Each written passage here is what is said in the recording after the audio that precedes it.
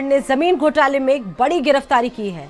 Himalaya infra के निदेशक विवेक जैन को दिल्ली से गिरफ्तार किया गया है। प्राधिकरण अफसरों के साथ मिलकर हाथरस में खरीदी गई थी जमीन।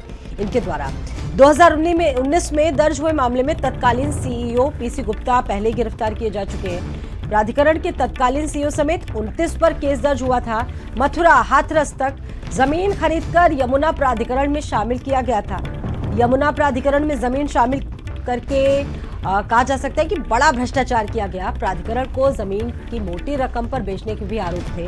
वहीं एसीपी प्रवीण सिंह की जांच के बाद बीटा 2 पुलिस ने विवेक जैन को गिरफ्तार किया है। इस मामले में बड़ी गिरफ्तारी हुई है। हाथरस तक जमीन खरीदकर ये जो पूरा जिस तरीके से बड़ा एक भ्रष्टाचार था वो किया गया था। प्राधिकरण में ही जमीन शामिल करके भ्रष्टाचार किया गया था और मोटी रकम पर भी बेचने का आरोप था जमीन को। एसीपी प्रवीण सिंह की जांच के बाद बीटा 2 पुलिस ने विवेक जैन को गिरफ्तार किया है। इस मामले में दानिश मेरे साथ जुड़ चुके हैं। दानिश, इस बड़े मामले में, भ्रष्टाचार के इस बड़े मामले में कई नाम निकलकर सामने आ चुके हैं। विवेक जैन का भी एक नाम निकलकर सामने आ रहा है। किस तरीके से पूरा घोटाला किया गया, क्या क्या हुआ इस मामले में, क्योंकि कुछ लोगों की गिरफ्तारी पहले भी हुई, क्या है पूरा मामला, आपसे जानेंगे। बिल्कुल, देखिए, यमुना प्राधिकरण में 2016 से लेकर 2019 तक एक बहुत बड़ा घोटाले को अंजाम दिया गया था।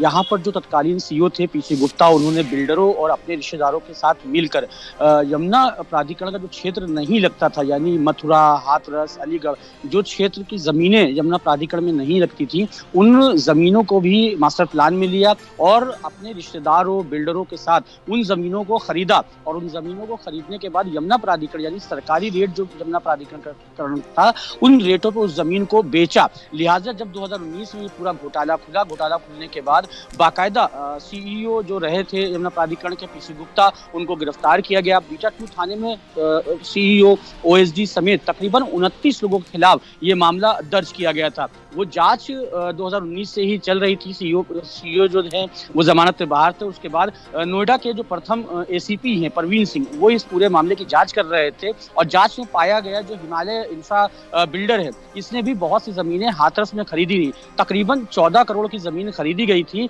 और तकरीबन 40 करोड़ रुपए का मुआवजा यमुना प्राधिकरण से उठाया गया था और साथ ही आबादी का भी फायदा यमुना प्राधिकरण से लिया गया था। जब इसमें पूरी जांच करी गई तो इंफ्रा जो विवेक जैन है हिमालय इंफ्रा के, वो भी आरोपी पाए गए। उनको दिल्ली से पुलिस ने गिरफ्तार किया है। इस पूरे मामले में तकरीबन 20 से अधिक लोग जेल जा चुके हैं, ज्यादातर लोग जमानत पे हैं।